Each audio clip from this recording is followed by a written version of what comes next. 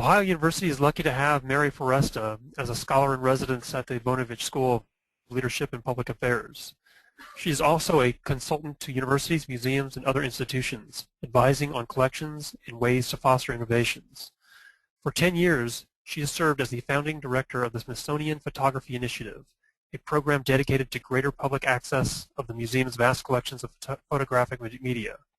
Her presentation today is entitled Archives in Action, Putting Pictures to Work.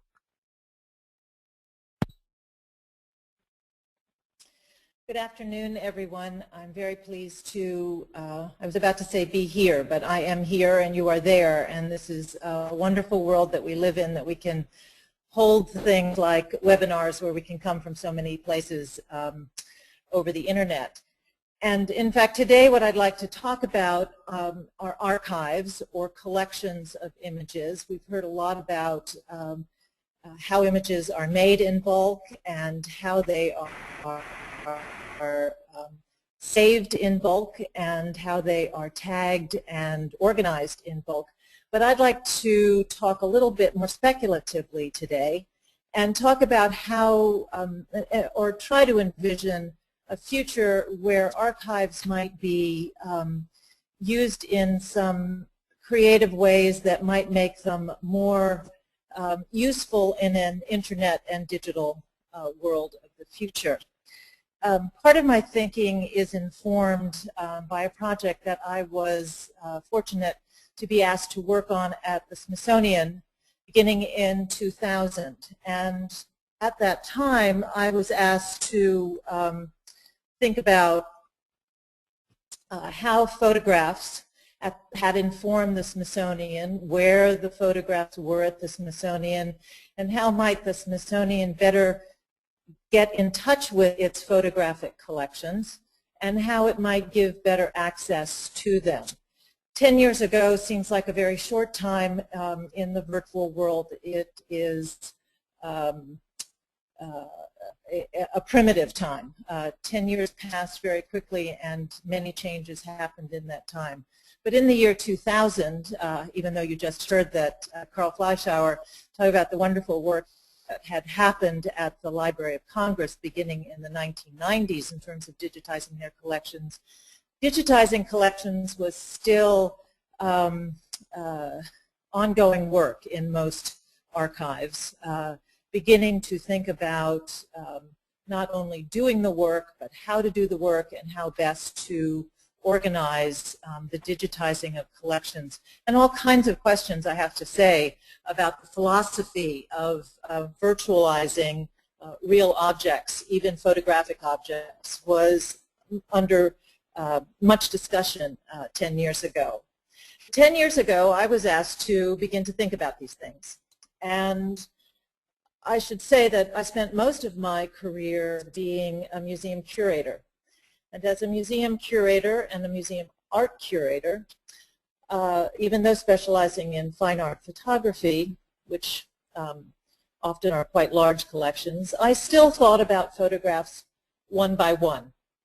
And I have to say that recently I came upon a realization that photography itself began as a kind of one-by-one picture.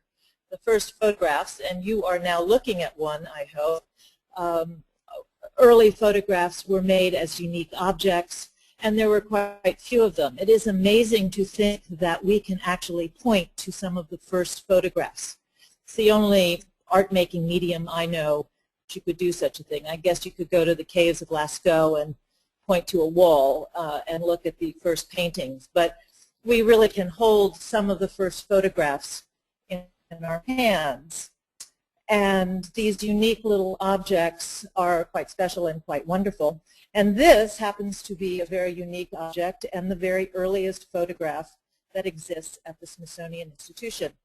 It's special, too, because it actually pictures the Smithsonian Institution before it was the Smithsonian Institution.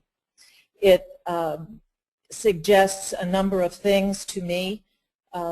One, how photographs can stand in for an idea.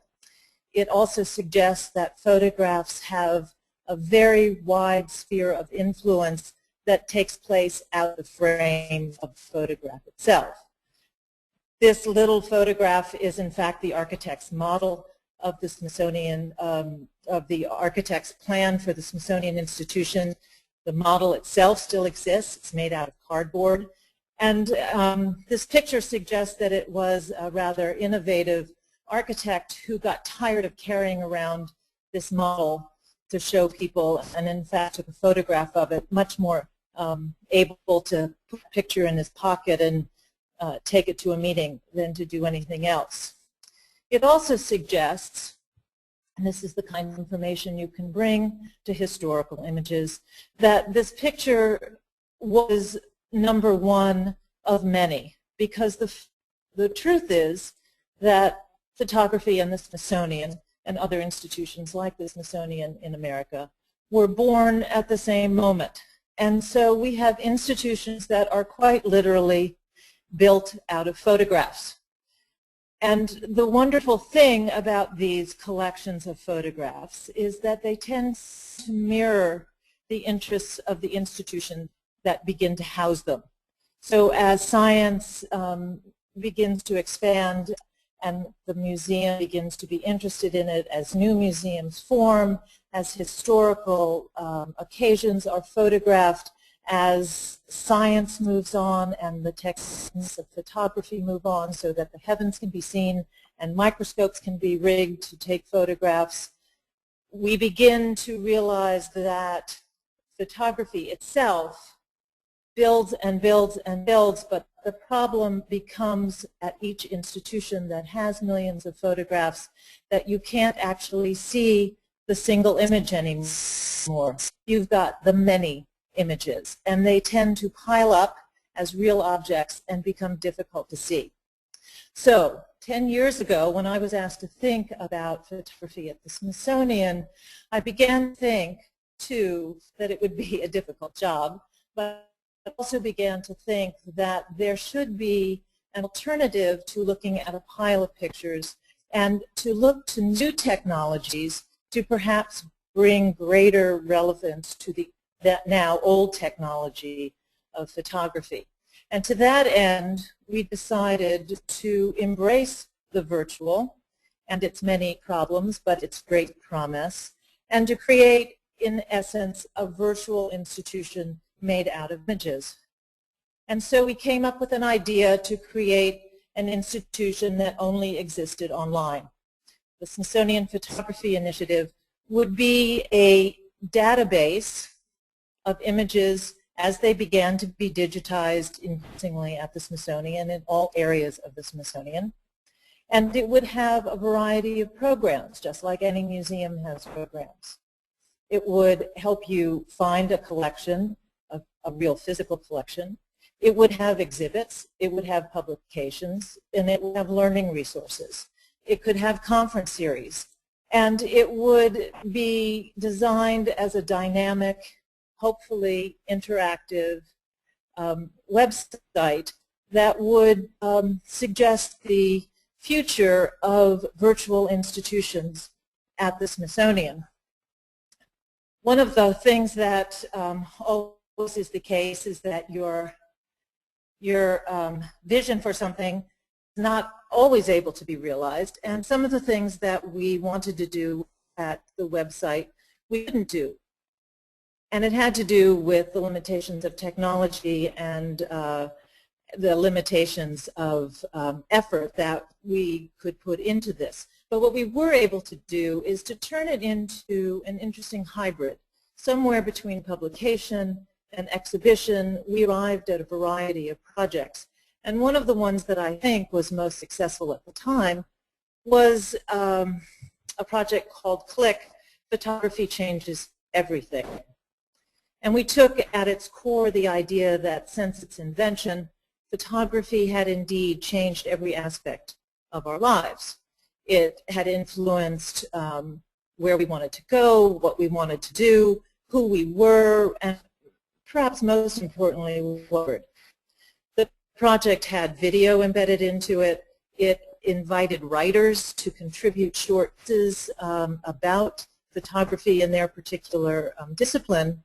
And here's the piece that was really wonderful at the time. Again, this was a short time, but a long time ago, was the idea that we could get people to contribute their own stories. That once they saw and read what others had contributed, they might be prompted to write their own stories about photography. And the site became its own archive of contributions. And that became a key idea in how I began to think about archives. This is an example of one of the pieces that we published as part of Flick.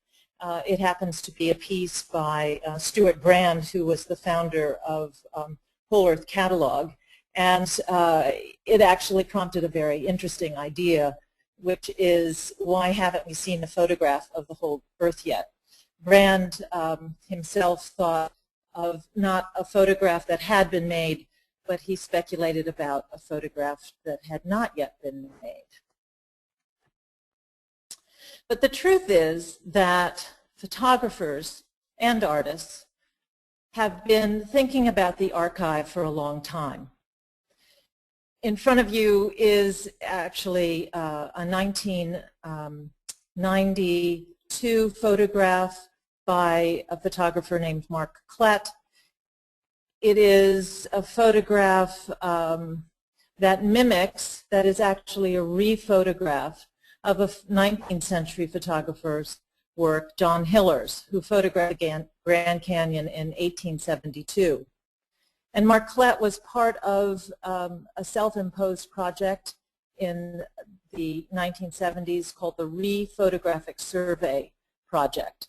And the Re-Photographic Survey Project was a collaborative project of several photographers and a couple of geologists, and they literally went back to the western sites that had been visited originally by 19th century geological survey photographers.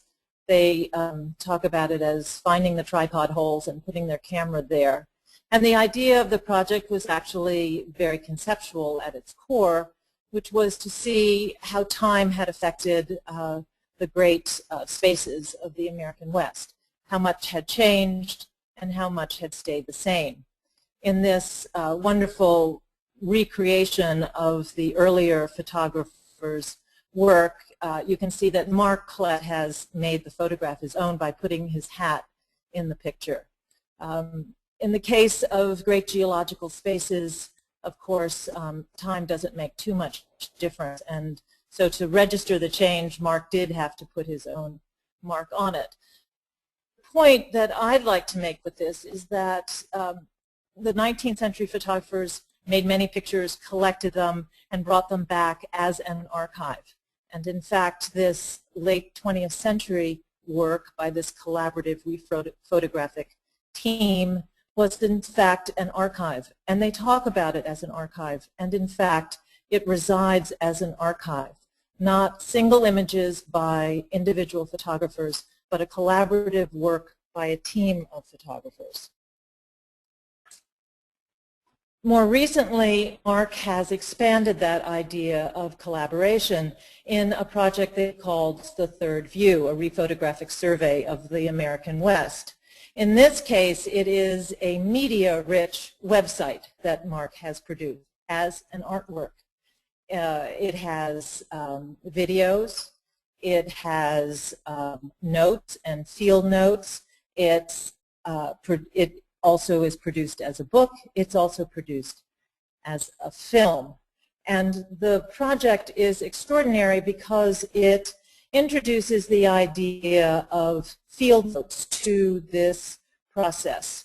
When Mark goes out on some of his photographic expeditions, he actually brings along a team.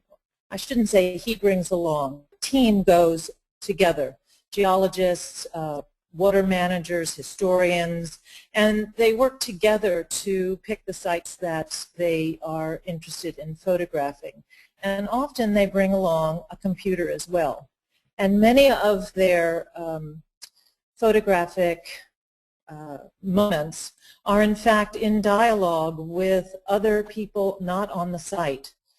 Photographs in a digital world can be taken and uploaded very quickly and seen by an audience at great distance. And comments can be forthcoming quickly and the photographs adjusted in conversation with your audience. And all of this can be captured into an archive that becomes an artwork itself. This is a page that introduces the field notes. And in many cases, there are not only slideshows, but video available on the website. This gives you some notion of what pages from those field notes might look like, in which case older photographs are brought into new photographic situations. It can also include conversations amongst the participants. It also can include quotes that are historical in nature. Another photographer who's done some similar kinds of collaborative projects is Robert Dawson, and you're looking at an image from the 1980s from his Great Central California Valley project, and in which he and a number of photographers traveled up and down the center of California, photographing the effects of water irrigation on the landscape of California. And again, these projects are composed of individual pictures, but are discussed and talked about by the makers as archives that come complete with notes and histories and context. And the idea that one picture is more important than another is not an issue for these photographers. A more recent project that Robert Dawson has worked on, again, resides initially as a website. A website, in this case, that's devoted to his project to photograph public libraries across America. He and his son have taken on this project to travel throughout the United States, photographing in libraries, photographing the objects of libraries, photographing the architecture of libraries. On this website, you will find information about individual libraries. You will find their itinerary. You will find comments from people who have come to the website and talked to them about their project. Obviously, social networking programs play a large part in these kinds of conversations now. Flickr certainly has changed the way archives are thought of, maintained, filled up with pictures, and used and purposed. And I think the idea that these kinds of projects include the dialogue with the audience as an ongoing conversation while pictures are being made gives us enormous access to context and content in a way that is unprecedented. One of the wonderful things that this has promoted, and I think it is really just at its birth in terms of making archives and content available to the classroom, is the way educational resources are developed by archives and museums, and even these individual artists are developing educational content that's available through these archival websites. Clearly, photography has very early on played an enormous role in providing educational tools, not only to the teacher, but even to the students. Here's a very early example of some advertising that Kodak produced about how available cameras are to any schoolboy or girl. And certainly the case today is that any schoolboy or girl and their teachers have access to enormous activities on the web. One of the most full and rich ones that I know of has been produced by the Smithsonian American Art Museum. They've created content that is shaped by subject, making not only their collection more useful and available to teachers, but also makes it much more engaging by students because it is often an interactive situation that is possible. One of the more interesting things that they have been doing is to create classroom video conferences and allowing individual classrooms, individual teachers to contact the museum and create an opportunity to actually design a class that they can access via video conference.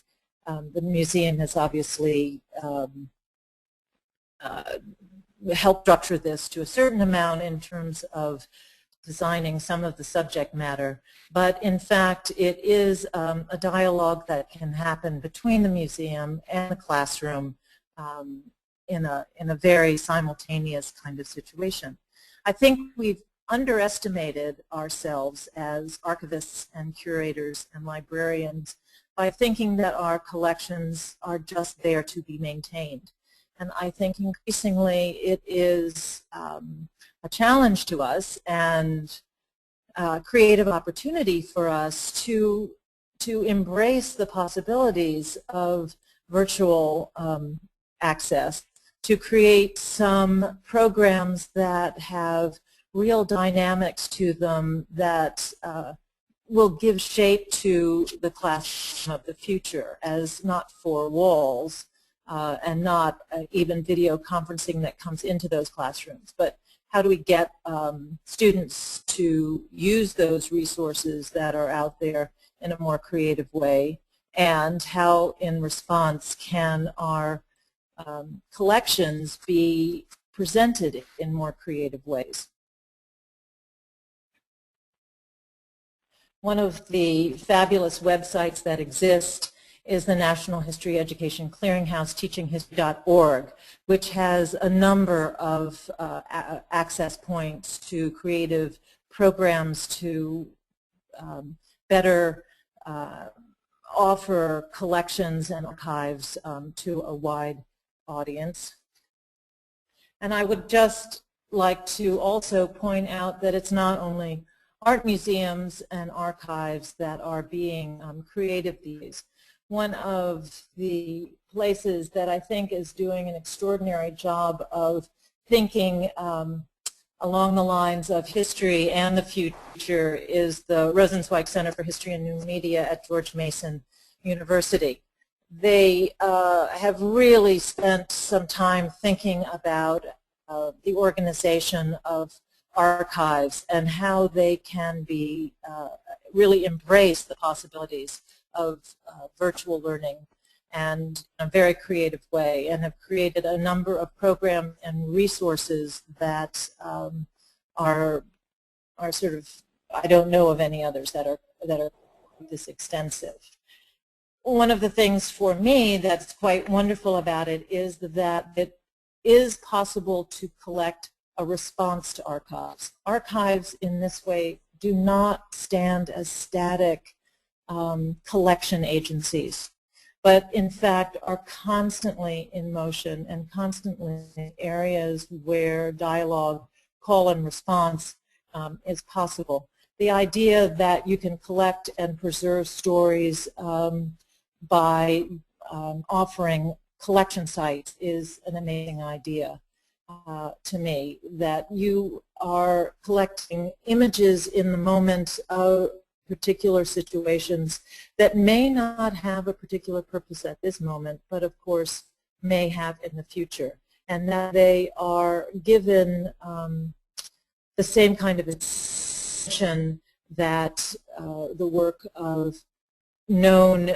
agents, known photographers, known writers, that they are coming from anyone who is moved to make an image and send it in, as in the case of this Stories of Katrina. The other piece that is wonderful about the way these archives can work is that suggest also that images are narratives of a certain kind, but do never stand alone, that all of these images produce a story. And the story can be one that is written, it can be told, it can be recorded, it can be produced in other media and collected through these websites. The September 11th Digital Archive is another example of this kind of a collection site. What this says to me is that we have got to do a better job of providing space for these kinds of areas and these kinds of programs within our collections and within our capacities as archives, museums, and libraries to provide space to allow these kinds of collections to grow. What ultimately I'm saying is that visual literacy, which seems to provide image-by-image contextualization, is only a precursor to what I would like to suggest is a larger category of visual thinking that if we develop it vis-a-vis our creative artists and our creative thinking and our innovative use of archives and libraries, we can create a much richer media environment for learning and teaching than we have ever had before. So I've just put these several ideas down as what I think are visual thinking strategies about using images and art to develop critical thinking can only take us to a new level of communication and our use of our visual literacy skills. Visual thinking strategies certainly demands, I put asks there, but it really demands that we facilitate some kind of discussion of visual images using our archives in more creative ways. If we do this, if we do strategies, we will certainly, I think, engage learners in a process of examination and be able to, in a 21st century world, create real meaning through visual images. The idea that images connect to a larger role of visual importance, which has traditionally been the role of the museum and archives and libraries, does not have to be lost. And we certainly can take that value forward as a resource into the future. And finally, the idea to engender multiple points of learning, that how we get to the library is not so as important as what we do when we get there. So that's what I'd like to say today, and if you have any questions, I'll be glad to answer them.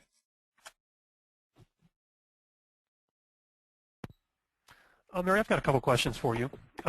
In large collections, what images get digitized first? Who decides? Well, that is the question. Every institution has to answer that question for itself in some ways, would be my answer. But in general, we've answered it by saying the best ones do. And the best ones have a variety of, that has its own definitions. The best one may be the most popular image. In some cases, for historical fine art museums, the most important image digitized first is the image that's most in jeopardy of falling apart, the negative that's about to scrape off of its support or is so scratched that it's turning dark and will no longer be seen. It may be the one that an institution knows it can sell the most of online, thereby raising income to who help digitize, take care of the rest of the images. It's a decision that has to be made sometimes moment by moment and institution by institution. Those are the kinds of questions you might ask of what should we digitize first. Thank you, Mary. I've got another question for you. In a digital world of digital reproductions, will real photographs still be important? Will anyone still go to the archives, library, museum to look at photographs? I think, of course they will. I think one of the things about visual literacy that we're coming to realize is that our audience is learning to think about what the difference is between the physical object and the virtual object. And we're also learning, and I think as good teachers, we're learning to teach the difference between those two things. Encountering an image online is not going to be the same as encountering that image in an archive or museum. And I think we're learning to tell the difference. That does have to be part of our instruction as we teach visual literacy.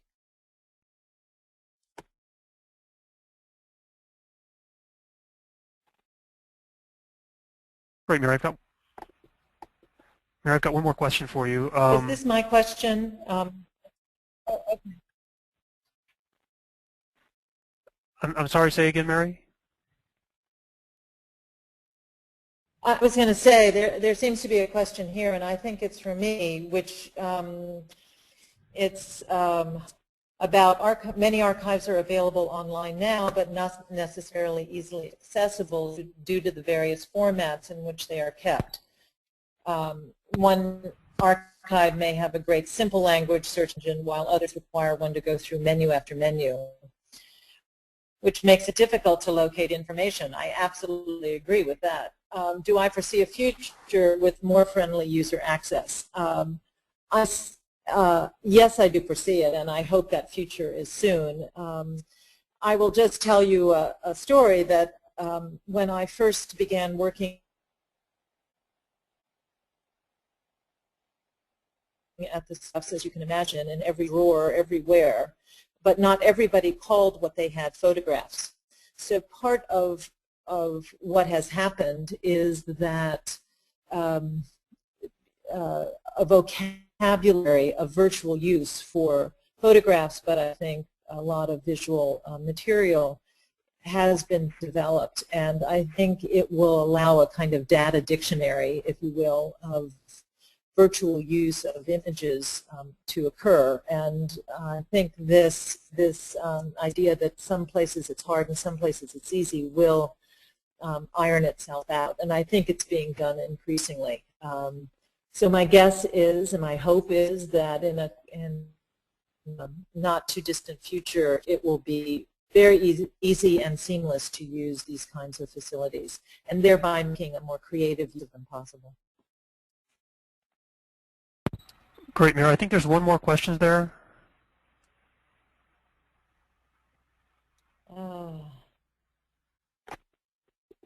Let's see.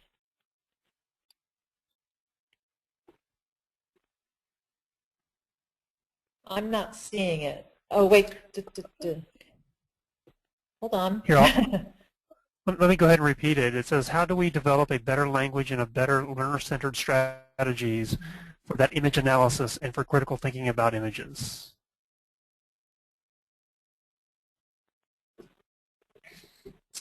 Well, that would require a very long answer. But what I would suggest, going back to what I said, is that we don't limit our image analysis and critical thinking about images to just images.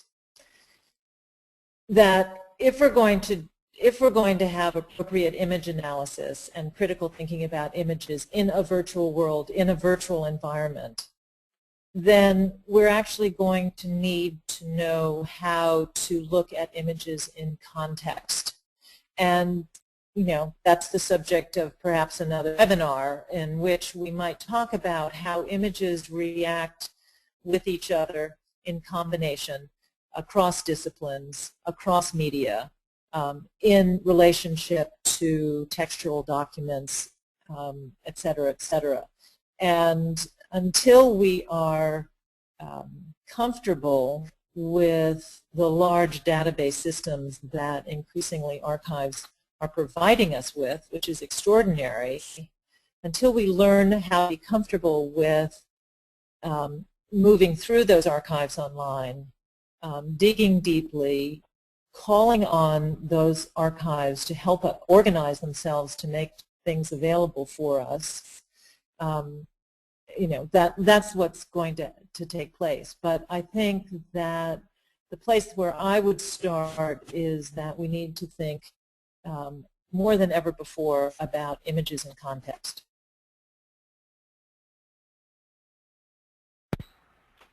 Great, that's a great answer, Mary. And I appreciate you being with us today.